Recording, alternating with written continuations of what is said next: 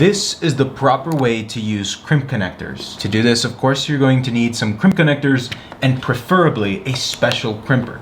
Crimpers like these are the best option, but a standard cheap one like this will do. And in a pinch, if it's absolutely necessary, you can make do with any set of pliers to crimp these. But at the very least, I'd recommend having a crimper like this. There are insulated and non-insulated connectors. The insulated are more common, and there is a large array of terminal ends.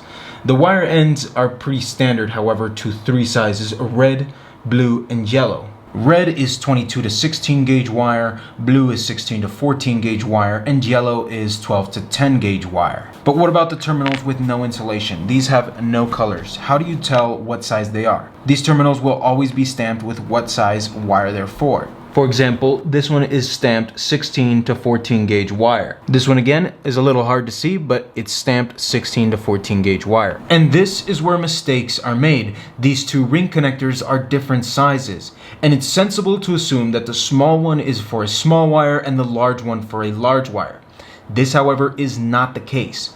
Both of these ring connectors are for 16 to 14 gauge wire. And that's where it's important to check the stamps on your connectors to verify the size. Now, crimping insulated and non-insulated wires are a different process.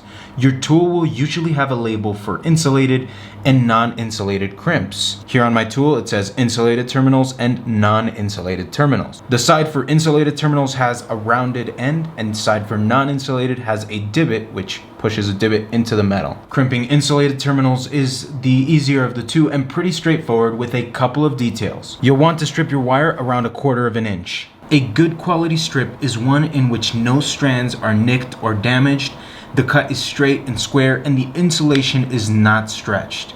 To achieve this, use the correct cutter size. You can engage the cutters twice to ensure it's cut all the way around. Ease off the pressure on your strippers and pull the insulation off. Pulling the insulation should be easy and smooth. If it is not, your cut size could be too small or too large. Then, at the very least, inspect the first wire to ensure a good quality strip. You can now insert your wire into your wire barrel. Make sure your wires are close together so they don't fray when you push it in. Carefully place your wire inside. The wire should be visible on the other side, and the wire insulation should be completely covered by the terminal insulation. At the same time, you need to ensure your insulation has not entered into the wire barrel. If your length and size is correct, that shouldn't happen. Now finally, we can crimp. We take our tool and use the correct size, which is blue in this case. Now when placing your crimper, make sure it's not all the way at the edge. Make sure it's slightly behind the edge like this. Now firmly press down to crimp the wire.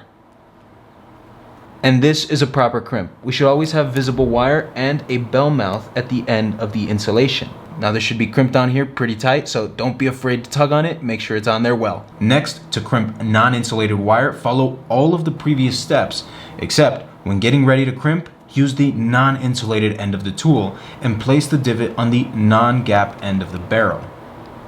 Then press down firmly.